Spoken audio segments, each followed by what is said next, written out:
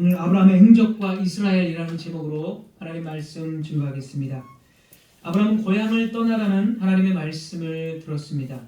가라라는 말씀에 즉각적으로 순종해서 이 고향은 갈대아 우르인데 갈대아 우르를 떠나서 하나님이 지시하시는 땅으로 갑니다. 마치 노아가 하나님의 말씀에 순종하여 방주를 순종하여 지은 것처럼 아브라함 역시 순종합니다. 아브라함의 아버지와 온 가족이 갈대아 우르를 떠나서 이제 가나안에 아직 이르지 못하고 중간에 하란이라는 곳에 이르게 됩니다.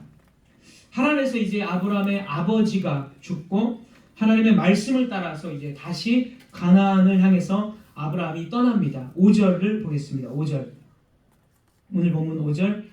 아브라함이 그의 아내 사레와 조카 롯과 하란에서 모은 모든 소유와 얻은 사람들을 이끌고 가나안 땅으로 가려고 떠나서 마침내 가나안 땅에 들어갔더라.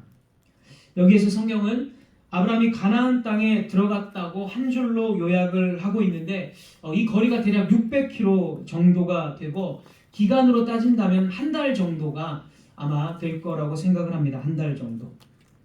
하지만 성경은 600km 정도의 이 여정에 대한 아무런 언급도 하지 않습니다. 아브라함이 많은 사람들과 함께 갔습니다. 아내와 조카 롯과 하란에서 모은 모든 소유와 얻은 사람들까지, 아브라함의 사람들까지도 있습니다. 가축들도 당연히 있을 것입니다. 그래서 가축들과 이 모든 사람들을 데리고 가는 이 거리가 얼마나 위험하고 멀고 이런 것에 대해서는 성경이 관심이 없고 단지 아브라함과 그의 일행들이 가나안 땅에 도착했다라고 말합니다. 반면에 아브라함이 가나안 땅에 도착한 뒤에 가나안 땅을 횡단하게 되는데 이 가나안 땅을 횡단하는 이 거리는 약 120km 정도가 됩니다. 120km. 그런데 이 가나안 땅의 횡단 거리인 120km 정도의 거리에 대한 아브라함의 행위, 이 행적들은 보다 상세하게 기록을 해주고 있습니다. 오늘 본문이. 그러니까 성경의 관심은 아브라함의 이동거리, 처음에 하란에서 가나안 땅까지 600km의 거리에 대한 이동은 전혀 관심이 별로 없고 그래서 한 줄로 요약을 해버리고 그리고 120km 정도에 되는 이 가나안 땅에서의 아브라함의 행적은 구체적으로 기록을 하면서 해서 아브라함이 거기서 무엇을 하고 있는지를 강조하고 있다는 이야기가 됩니다. 아브라함이 가나안 땅에서 무엇을 했는지가 성경의 초점이 되고 있다는 것이고 우리는 성경을 이런 식으로 성경이 초점을 맞추고 있는 것에 우리의 중심도 우리의 시각도 성경이 맞춘 그대로 성경을 읽어야 하는 것입니다. 6절에 보면 아브라함이 세겜 땅에 도착을 했는데 그곳에는 가나안 사람들이 살고 있다고 기록됩니다. 6절 제가 읽겠습니다. 6절 보겠습니다. 아브라함이 그 땅을 지나 세겜 땅 모래 상수리 나무에 이르니 그때 가나안 사람이 그 땅에 거주하였더라. 가나안 사람들은 누구입니까? 창세기 9장을 우리가 좀 살펴보면 노아의 아들 함 나옵니다. 함이 나오는데 이 함이 아버지의 동산, 아버지의 장막인데 이제 아버지의 동산이라고 해도 전혀 무방합니다. 아버지의 동산에 이 함이 불법적으로 침입을 합니다. 그래서 아버지의 동산에 불법적으로 침입한 것은 예전에 제가 말씀드린 적이 있는데 에덴 동산에 불법적으로 침입한 뱀, 사단과 같은 역할을 하는 것입니다. 그래서 에덴 동산에서 아담과 하와의 동산에 이 에덴에 아담과 하와가 있었을 때 사단이 뱀에게 이렇게 역사에서 뱀이 침투한 것처럼 이제 새롭게 된 땅, 이 노아가 포도원을 가꿨죠. 그래서 이 포도원을 동산이라고 제가 이야기를 하는 겁니다. 이런 부분들은 이제 조금 어렵습니다. 그러나 제가 이전 교회에서 이 부분을 아주 구체적으로 설교를 한 적은 있습니다. 어쨌든 오늘은 그냥 기억만 하시면 되겠습니다. 그래서 노아가 창설한 이 포도원의 그 장막을 함이 침입을 합니다. 불법적으로. 그래서 이 함이 아버지의 권위를 찬탈하고자 합니다. 이 부분은 좀 이해 안 되시겠지만 그냥 그 정도로 이해하시면 되겠습니다. 그냥 넘어가겠습니다. 여기까지 다 설명드릴 시간이 없기 때문에. 그래서 이 노아의 아들 함이 불법적으로 침입하고 아버지의 권위를 깎아내리고 명예를 훼손하고 아버지의 권위를 이 함이 침범합니다. 그래서 이제 노아가 일어나서 저주를 하게 되죠. 이때 저주는 그냥 일반적인 뭐 화가 나서 분노한 저주가 아니라 노아는 선지자이기 때문에 선지자적인 하나님의 말씀을 지금 노아가 함에게 하는 겁니다. 그때 노아가 이렇게 저주를 합니다. 함의 자손들인 가나안을 향해서 저주를 합니다. 가나안. 그래서 가나안은 저주를 받을지어다 이렇게 이야기를 합니다. 노아가 이것은 그냥 화가 나서 분노해서 화를 못 이겨서 하는 저주가 전혀 아니고 하나님께서 노아를 선지자로 세우셨기 때문에 선지자적인 예언이며 선포로 우리는 받아들이는 겁니다. 그래서 가나안 족속은 저주를 받았기 때문에 이때의 함의 후손들이 가나안 족속이 됩니다. 그래서 함의 자손들은 사단의 후손들로 구성이 되게 되고 실질적으로 가나안 땅의 종교를 보면 이들이 왜 이 사단의 후손들인지를 쉽게 알 수가 있습니다. 가나안의 종교는 엄청나게 방탕하고 이 고고학자들에 따르면 가나안의 그 종교들을 연구하는 고고학자들에 따르면 정말 이렇게까지 심할 정도로 방탕한 종교가 그 당시에 있었다니 하면서 정말 이렇게 심한 종교는 하나님이 심판을 안 할 수 없겠구나 이 정도로 그들이 믿지 않는 사람들임에도 불구하고 그렇게 인정을 한다고 합니다. 그만큼 가나안의 종교는 엄청나게 방탕한 종교였습니다. 그래서 가나안 땅의 사람들은 누구냐면 함의 후손, 즉 사단의 후손들로서 뱀의 후손이라는 것입니다. 자, 그 가나안 땅에 이제 아브라함이 들어갔고 가나안 땅에 이제 그들이 원주민들이죠. 가나안의 원주민들이 지금 살고 있었다라고 기록을 해주고 있습니다. 가나안 땅에 사람들이 거주하던 특별히 오늘 본문에 상수리 나무가 언급되어 있는데요. 상수리 나무는 특별히 우상 숭배의 장소입니다. 우리나라 그 토착 신앙에도 보면 아주 크고 아주 오래된 나무들 이런 나무가 신성시되어서 우상 숭배의 장소가 되는 것처럼 역시 가나안 땅의 상수리 나무 역시 우상 숭배의 중심이 되는 그런 장소였습니다. 그런데 바로 이때에 이제 하나님께서 7절에 아브라함에게 말씀을 하십니다. 7절. 자, 이런 배경을 가지고 우리가 이제 7절에 하나님의 말씀을 듣는 겁니다. 7절. 여호와께서 아브라함에게 나타나 이르시되 내가 이 땅을 네 자손에게 주리라 하신지라.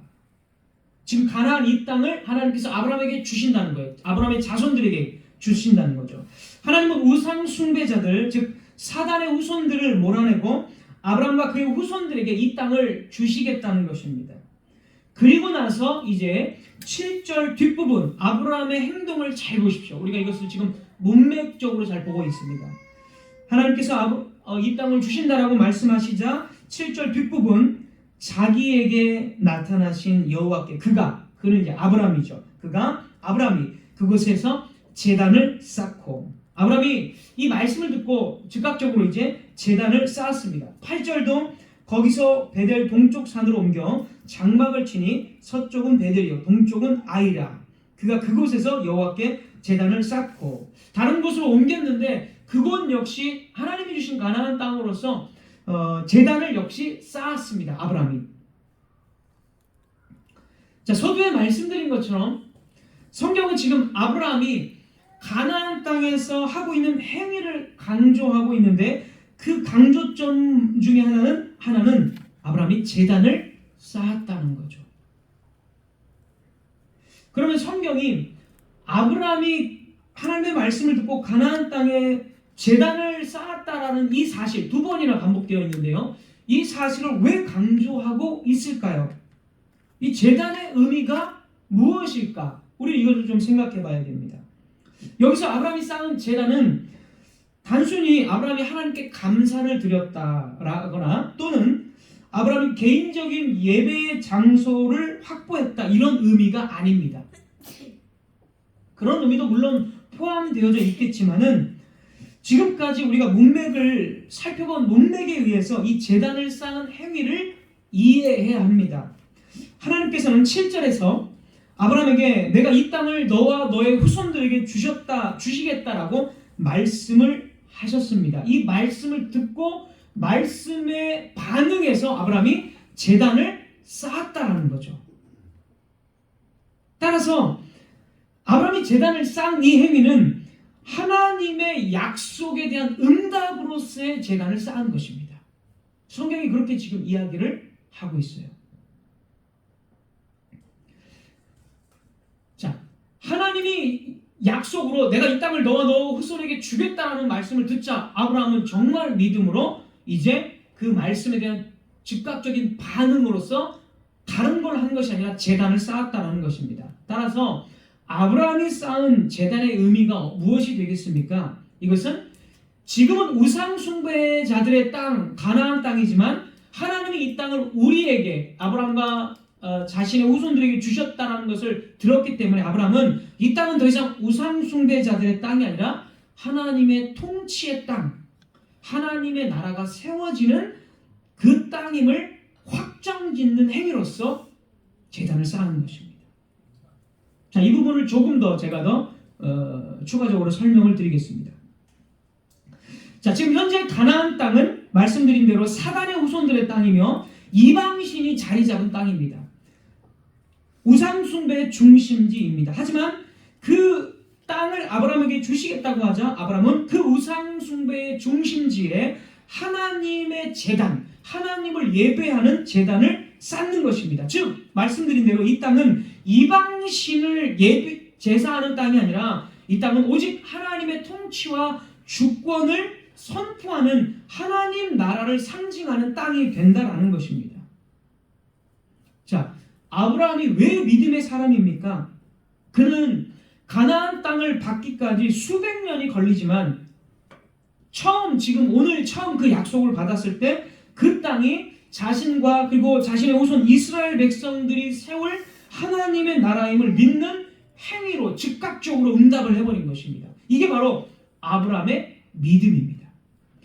자, 이것을 더 확실하게 나타내는 것이 이제 8절 끝부분. 8절 끝부분 보십시오. 8절 끝부분 아브라함이 여호와의 이름을 부르더니 이렇게 나와 있죠. 여기서 한글 성경이 여호와의 이름을 불렀다라고 이렇게 표현을 했는데 이것은 좋지 않은 번역입니다. 그냥 아브라함이 개인적인 예배를 드렸다 이 정도로 우리가 쉽게 생각을 해버리기 때문에 이 번역은 좋지 않은 번역이고 더 좋은 번역은 아브라함이 여호와의 이름을 선포했다라는 뜻입니다. 선포했다. 같은 단어가 다른 곳에서는 선포했다라는 뜻으로 쓰입니다. 출애굽기 33장 19절.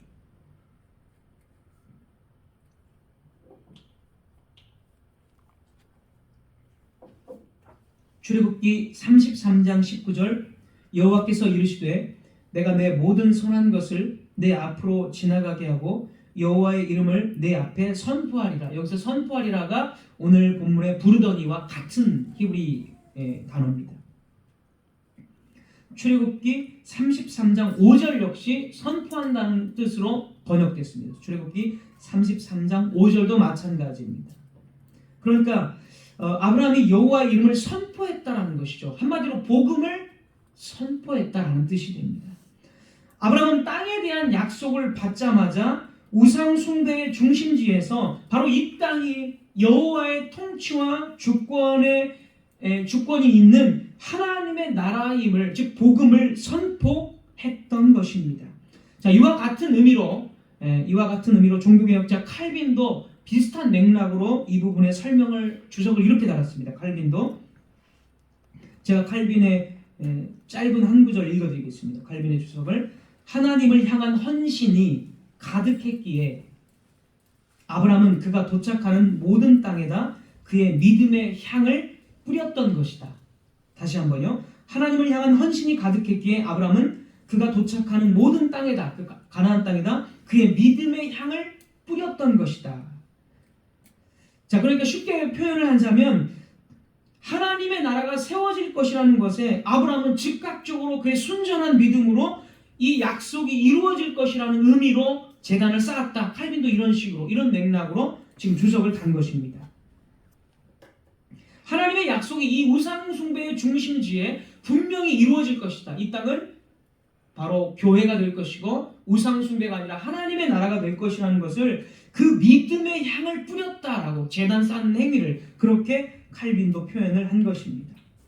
마치 승리의 깃발을 꽂듯이 이 땅은 이방신의 땅이 아니라 하나님의 나라를 선포했습니다. 그래서 아브라함은 가나안 땅에서 이제 그가 들어가서 가나안 땅에서 제단도 쌓고 또 여호와의 이름도 선포를 하는데, 그래서 아브라함은 그냥 가나안 땅에서 일반적인 사람으로 산 것이 아니라 하나님의 증인, 하나님의 대사로서 가나안 땅에 우뚝 서 있었습니다. 그래서 가나안의 사람들은 아브라함을 하나님의 대사, 복음의 증인이라고 인정을 해주었습니다. 창세기 23장 5, 6절.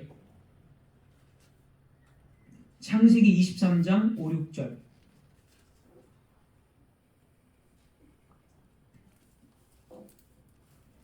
헷 족속이, 이방 족속, 헷 족속이 아브라함에게 대답하여 이르되 내 주여 들으소서. 당신은 우리 가운데 있는 하나님이 세우신 지도자이시니. 아브라함이 그냥 가나안 땅에서 제사하고 이런 게 예배하고 이런 것이 그냥 본인의 예배 생활이 그런 게 아니라 하나님의 나라를 가나안 땅을 향해서 계속 선포하고 헷 족속이 인정할 만큼 그곳에서 하나님의 증인으로서, 복음의 증인으로서 그는 살았던 것입니다. 그래서 가나안 주민들의 일부분은, 다는 아니겠지만 그런 아브라함의 행위를 통해서 가나안 주민들은 아브라함의 위치를 인정하고 당신은 하나님의 지도자다. 쉽게 말해서 당신은 하나님의 복음 증거자다. 복음의 증인이다. 신약적으로 말한다면 그렇게 인정을 했던 것입니다. 자, 이렇게 예배에 아브라함의 제단을 쌓는 행위가 이런 의미가 있고, 그 다음에 이제 한 가지 더 오늘 본문이 강조하는 것이 이제 지명입니다. 지명. 아브라함이 가나안 땅에 거쳤던 지명을 오늘 본문에서 상당히 강조를 하고 있습니다. 6절 보면 세겜의 제단을 쌓았습니다. 세겜이라는 지명이 있고, 8절에서 보면 베델 동쪽 산이고요. 그 다음에 베델 동쪽 산, 베델과 아이 사이 이 부분에 이제 또 제단을 쌓았습니다. 베델과 아이, 이렇게. 그래서 베델과 아이라는 이 두 개의 지명이 또 등장을 합니다. 그 다음에 9절입니다. 남방으로 갔다라고 합니다. 남방. 여기서 이제 남방은 히브리어로 네게브입니다. 네게브. 남쪽이라는 뜻이고 네게브 지역으로 이동했다는 뜻이 되겠습니다. 네게브 지역. 자, 왜 제가 이 지명을 말씀드리느냐? 이 지역들은 성경을 읽어보면 이 지역들이 반복되는 것을 우리가 찾아볼 수가 있습니다. 아브라함의 후손인 야곱이 있습니다. 야곱도 아브라함과 동일한 지역에서 비슷한 행위를 합니다. 야곱 역시 아브라함과 같이 비슷한 행위를 동일 지역에 가서 합니다. 창세기 33장 18절에서 20절입니다. 창세기 33장 18절에서 20절 제가 읽겠습니다. 야곱이 밧담 아람에서부터 평안히 가나안 땅 세겜 성읍에 이르러, 세겜에 이르렀죠. 가나안 땅에 야곱이 이르러 그 성읍 앞에 장막을 치고, 19절, 그가 장막을 친 밭을 세겜의 아버지 하몰의 아들들의 손에서 백크시타에 샀으며, 세겜 땅을 사죠. 거기에 제단을 쌓고 제단을 쌓았습니다. 세겜에. 자, 또 창세기 35장 6, 7절입니다. 창세기 35장 6, 7절. 야곱과 그와 함께한 모든 사람이 가나안 땅 루스 곧 베델 나오죠. 아까 아브라함 제가 말씀드렸죠. 베델, 오늘 본문에 나오는 베델, 곧 베델에 이르고 그가 거기서 제단을 쌓고, 베델에서 또 아브라함처럼 제단을 쌓았습니다. 그 다음에 창세기 35장 27절입니다. 창세기 35장 27절. 야곱이 기럇 아르바의 마므레로 가서 그의 아버지 이삭에게 이르렀으니 기럇 아르바는 곧 아브라함과 이삭이 거류하던 헤브론이더라. 여기서 이제 헤브론이 나오는데요. 헤브론이 바로 네게부 지방입니다. 네게부. 아까 오늘 본문에 나오는 네겝, 남방. 아브라함이 가나안 땅을 주신 것을 믿은 것처럼 그의 후손 야곱도 지금 제단을 쌓는 행위는 아브라함과 똑같은 행위입니다. 심지어 이 야곱은 그 세겜 땅을 자기 돈 주고 사잖아요. 자기 돈 주고 삼으로써 자기 소유가 됐죠. 이게 뭡니까? 하나님의 약속이 너와 네 후손에게 주겠다는 약속이 지금 이루어지고 있는 것을 보여주는 거예요. 그리고 거기서 그 제단을 쌓았어요. 거기서도 하나님의 영광과 주권, 복음을 선포하는 거죠. 똑같은 일을 야곱이 했다라는 것입니다. 자, 야곱에게 이렇게 똑같은 동일 지역과 똑같은 행위가 이어졌고요. 그 다음에 이것이 똑같이 누구에게 이어지느냐? 이스라엘에게 동일하게 반복이 됩니다. 이스라엘. 여호수아 8장 12절입니다. 여호수아 8장 12절. 이제 여호수아 시대의 정복전쟁, 가나안 땅을 정복하는 그 정복전쟁의 상황에서 여호수아 8장 12절 그가 이제 여호수아가 이제 약 5천 명을 택하여 성읍 서쪽 베델과 아이 사이에 매복시키니 베델과 아이 사이 오늘 본문에 나오죠. 똑같이 베델과 아이 사이 그 땅을 정복하러 실제적으로 가는 거예요. 여호수아가 군대를 보내서 그 다음에 여호수아 24장 23절입니다. 여호수아 24장 23절 제가 읽겠습니다. 여호수아가 이르되 그러면 이제 너희 중에 있는 이방 신들을 치워버리고 너희의 마음을 이스라엘의 하나님 여호와께로 향하라 하니. 자, 이방 신을 다 여기서 치워라고 하고 오직 하나님만을 섬기라고 합니다. 그리고 나서 25절 이렇게 말합니다. 이 지역이 어느 지역이냐면 25절 그날의 여호수아가 세겜입니다. 세겜에서 백성과 더불어 언약을 맺고 바로 가나안 땅의 중심지 세겜에서 이방신을 버리고 오직 여호와만 섬기라 하면서 언약을 맺습니다. 마지막으로 여호수아 10장 36, 37절 여호수아 10장 36, 37절 읽겠습니다. 여호수아가 또 온 이스라엘과 더불어 에글론에서 헤브론으로 올라가서 싸워 헤브론 네게부 지방 아까 말씀드린 대로 싸워 그 성읍을 점령했습니다. 성경은 가나안 땅의 중요한 지명들을 아브라함과 야곱 그리고 이스라엘의 정복 전쟁에서 지금 반복적으로 언급을 해주고 있습니다. 자, 왜 이렇게 언급을 하고 있을까요? 왜 우리가 아브라함부터 야곱까지 그리고 이스라엘까지 이 지명들에 대한 것을 보고 있을까요? 아브라함과 야곱은 땅을 주시겠다는 하나님의 약속을 붙잡고 제단을 쌓았습니다. 즉각적으로. 그러니까 이게 무슨 뜻이에요? 이 땅이 하나님의 나라고 하나님의 통치와 주권을 선포했다라고 말씀드렸죠. 그러니까 아브라함과 야곱은 이미 하나님께서 주시겠다고 했을 때 그 땅을 상징적으로 정복해버린 거예요. 이미. 하나님께서 주시겠다고 했을 때 즉각적으로 정말 순전한 믿음으로 아브라함은 그 땅에 제단을 쌓음으로써 이 땅은 이미 정복된 땅이다라고 미리 선포해버린 거예요. 하나님의 영광과 주권을. 그래서 이걸 선취라고 할 수 있죠. 선취. 미리 먼저 취할 취. 먼저 취했다. 아직 가지지 않았지만 하나님이 약속하셨으니까 미리 선취해버린 겁니다. 아브라함. 그리고 이제 여호수아 시대에 이르렀습니다. 수백 년이 지났어요. 아브라함부터 이제 몇백 년이 지났습니다. 여호수아 시대에는 그 지역들을 여호수아가 실제로 정복함으로써 지금 정복하고 있잖아요. 여호수아가 정복함으로써 수백 년 전에 아브라함에게 주신 그 약속이 이제 이스라엘에게서 여기서는 이제 성취라고 할 수 있죠. 성취. 이미 이루어졌다라는 것을 성경이 보여주고 있는 것입니다. 자, 여호수아 시대에 이스라엘 백성들이 가나안 땅을 정복하는 데 있어서 전혀 두려워하지 않는 이유가 무엇입니까? 두려워할 필요가 없는 이유가 무엇일까요? 이미 수백 년 전부터 아브라함에게 주셨고 아브라함이 그 땅은 이미 우리들 것이다. 내 후손들 너희들의 것이다 라고 이미 선포해버렸어요. 상징적으로 그 땅을 선취했어요. 이미 아브라함이. 그러니까 선취되었는데 이스라엘 백성들이 여기서 그 선취된 것을 믿지 못하고 두려워한다면 뭐예요? 이거는 불신앙밖에 될 수 없는 거죠. 그래서 아브라함에게 하신 약속과 이것을 선취한 아브라함의 행위를 이스라엘은 다 읽고 듣고 알고 있어요. 이미 이스라엘은. 그러니까 그 행위를 잘 알고 있다면 두려워할 필요가 전혀 없다는 것이죠. 하나님께서 왜 아브라함의 행위를, 자신의 약속과 아브라함의 행위를 왜 모세를 통해서 기록하고 모세를 통해서 이스라엘 백성들에게 왜 들려주셨습니까? 절대 가나안 땅의 적들을 보면서 두려워하지 마라.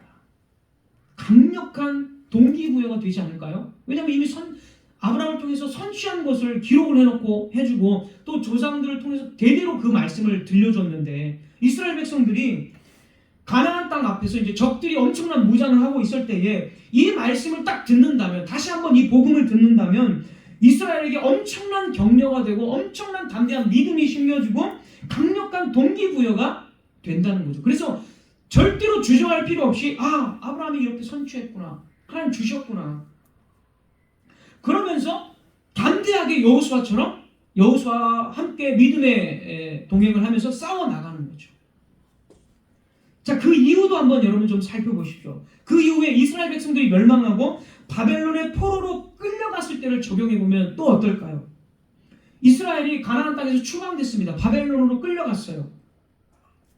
그래도 하나님께서는 바벨론 땅에 추방당한 이스라엘을 향해서 가나안 땅을 다시 주실 것이라고 말씀을 그래도 또 하셨어요. 왜 하셨죠? 이스라엘이 죄짓고 우상숭배에서 멸망해서 가나안 땅에서 추방당했는데 하나님은 그럼에도 왜 가나안 땅을 주실 것이라고 왜 말씀하십니까? 아브라함에게 주신 약속은 영원하니까요. 영원하니까.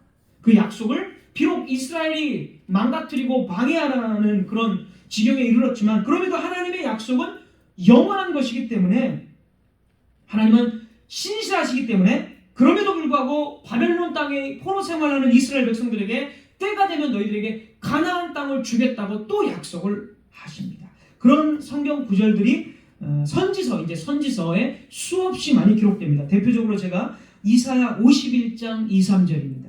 이사야 51장 2, 3절.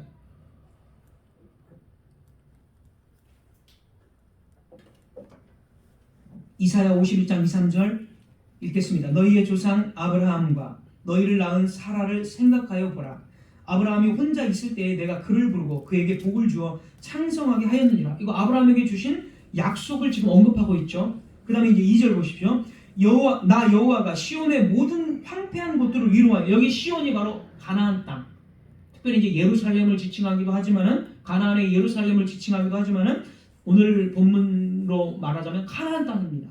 가나안 땅의 모든 황폐한 곳으로 위로한다는 거예요. 지금 멸망해가지고 완전히 폐허가 되었지만 이곳을 위로해서 다시 하나님이 주신다는 뜻이죠. 한마디로 위로하여 그 사막을 에덴 같게, 그 광야를 여호와의 동산 같게 하였나니 그 가운데서 기뻐함과 즐거워함과 감사함과 창화하는 소리가 있으리라. 멸망해서 황폐한 가나안 땅을 위로하시고 다시 그 가나안 땅을 하나님의 동산, 하나님의 나라라는 뜻이에요. 동산이 하나님의 나라로 세우시겠다라고 약속을 하셨습니다.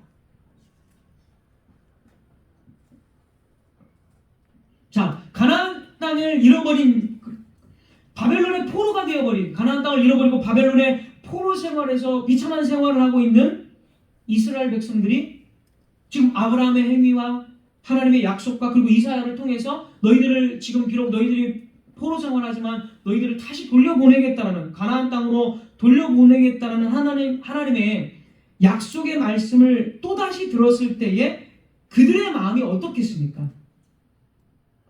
위로를 받지 않을까요?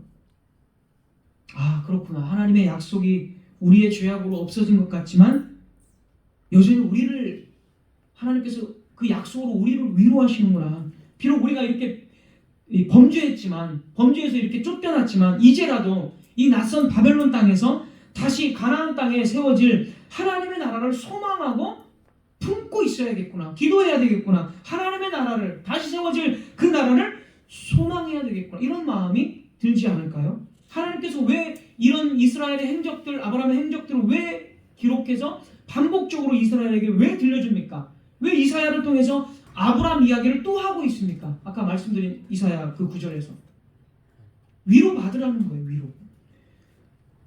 비록 실패하고 멸망했지만 다시 한번 약속을 붙들고 너희들이 강력한 동기를 가지고 소망을 가지고 하나님의 나라가 세워질 것을 붙들고 소망하고 살아라라는 뜻이 되겠습니다. 실제로 이사야서만 제가 대표적으로 말씀드리면 가나안 땅에 돌아오는 것을 위로라고 계속적으로 말씀하십니다. 이사야 40장 1절 보면 너희의 하나님이 이르시되 너희는 위로하라. 내 백성을 위로하라. 위로하라. 그 약속의 말씀을 듣고 붙잡고 그 하나님의 나라를 소망해야 되는구나. 아직 기회가 있구나. 하나님께서 신실하시구나. 이러한 소망으로 위로받고 기다리라는 거예요. 기뻐하고 즐거워하라. 여러분 선지서 읽어보면 엄청나게 많이 나옵니다. 그렇게 하나님의 나라를 비록 쫓겨났지만 하나님의 나라가 다시 가나안 땅에 세워질 것을 하나님께서는 이스라엘 백성들에게 말씀하심으로써 그들을 위로하고 격려해 주었던 것입니다. 그래서 그 약속을 믿어야 되는 거죠. 이스라엘 백성들. 그리고 마침내 하나님께서는 아브라함과 이스라엘 그리고 선지자들이 선포했던 하나님의 나라, 소망해야 했던 하나님의 나라가 무엇이니 그 실체를 보여주셨습니다. 시간이 돼서 이제 하나님께서는 자신의 독생자 예수 그리스도를 통해서 아브라함과 이스라엘이 소망했던 하나님의 나라가 이 땅 가운데 세워졌음을 말씀하십니다. 마가복음 1장 15절입니다. 마가복음 1장 15절. 때가 찼고 하나님의 나라가 가까이 왔으니 회개하고 복음을 믿으라 하시더라. 주님께서 이스라엘 선지자들이 아까 소망했던 그 하나님의 나라, 이스라엘이 소망했던 하나님의 나라를 이제 가나안 땅으로 육신의 몸으로 이제 예수님께서 오셔서 가나안 땅에 오셔서 하나님의 나라가 왔다. 이미 왔다라고 선포하셨습니다. 주님께서는 사탄을 쫓아내시고 죽은 자를 살리심으로써 하나님의 나라가 자신 안에서 세워지고 있음을 당신의 지상 사역을 통해서 드러내셨습니다.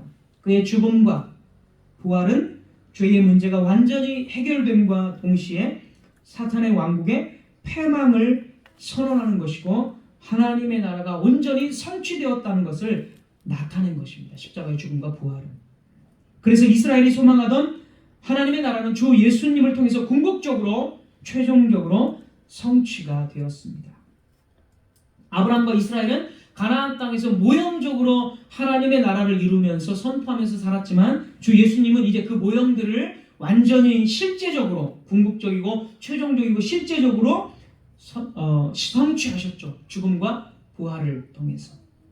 그리고 나서 예수님께서는 아브라함이 약속을 받고 그 땅을 하나님 나라로 선포하고 사역했던 것처럼 이제 우리를 즉 교회를 부르심으로 이 땅을 주시고 하나님의 나라로 가꾸어야 함을 명령하셨습니다.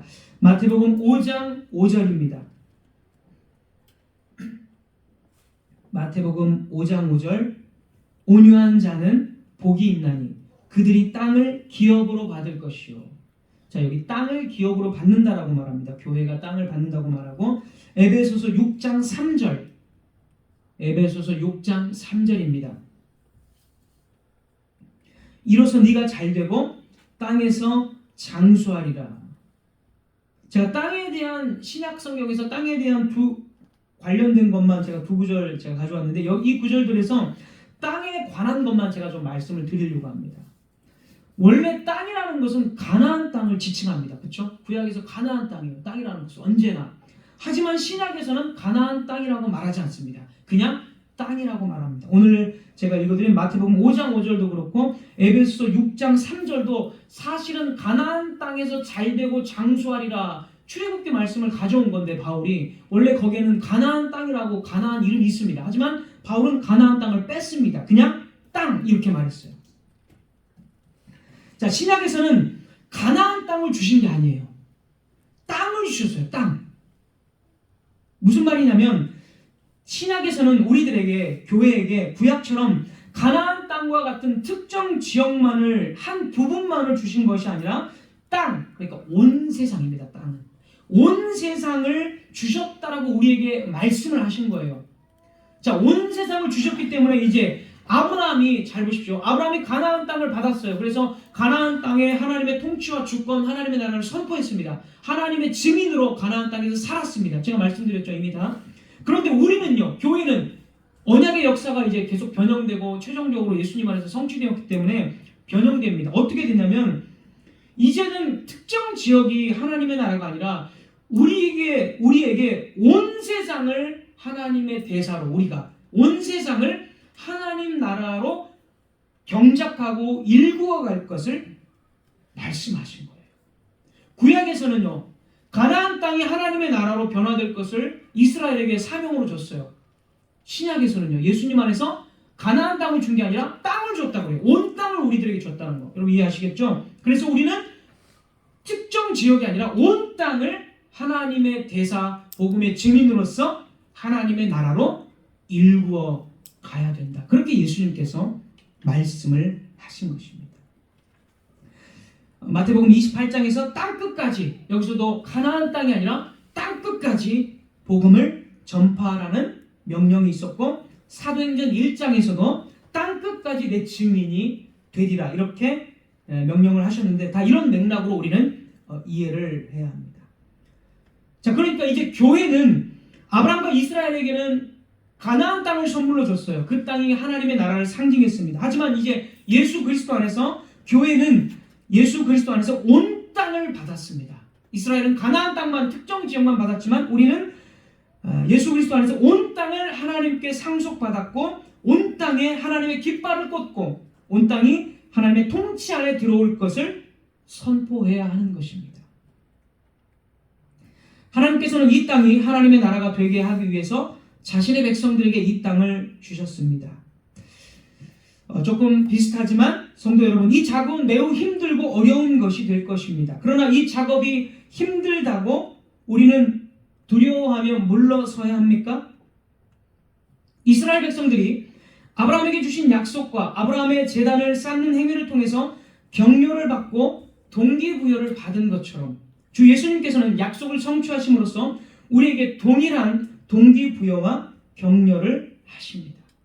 이스라엘 백성들이 가나안 땅을 놓고 주저하고 불신앙적인 모습을 보였어요. 그래서 하나님께서는 이스라엘 백성들, 너희들 광야에서 가나안 땅을 차지하기로 애굽으로 돌아가자, 이런 이스라엘 그 부모 세대는 광야에서 다 죽었습니다. 왜요? 이미 아브라함을 통해서 선취했고 하나님이 주신다고 했고, 아브라함은 그 땅을 선취했는데 너희들은 선취한 그 땅을 못 간다고 하면 불신앙이거든요. 그러니까 하나님은 그 불신앙의 이스라엘을 광야에서 다 죽게 만드시고 여호수아를 통해서 여호수아와 같은 새로운 세대만 가나안 땅에 들어가게 하셨습니다. 마찬가지입니다. 우리도 예수 그리스도 안에서 온 땅을 예수님께서 다 우리에게 주셨고 우리에게 성취하셨습니다. 우리에게 주셨고 예수님께서 성취하셨어요.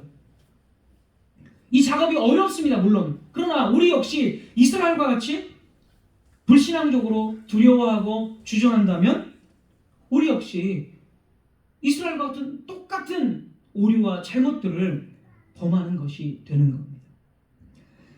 사랑하는 성도 여러분, 그리스도께서 하나님의 나라 건설을 위해서 당신의 동역자로 우리를 부르셨습니다. 절대 우리는 두려워하지 않아야 합니다. 주저하지 말아야 합니다. 하나님께서는 우리의 가정에 우상 숭배와 세상적인 사고방식들이 침투하지 못하도록 우리를 지금의 가정에 보내셨습니다. 아브라함을 가나안 땅에 보내신 것처럼 지금 우리를 우리의 가정에 하나님의 대사로서 보내신 것입니다. 그래서 가정에서 하나님의 나라를 선포하고 이 가정도 하나님이 주신 땅으로서 승리의 깃발을 꽂아야 합니다. 이 작업은 주의 깊은 생각과 말과 행동을 요구합니다. 이것은 기도를 포함하는 어려운 싸움입니다.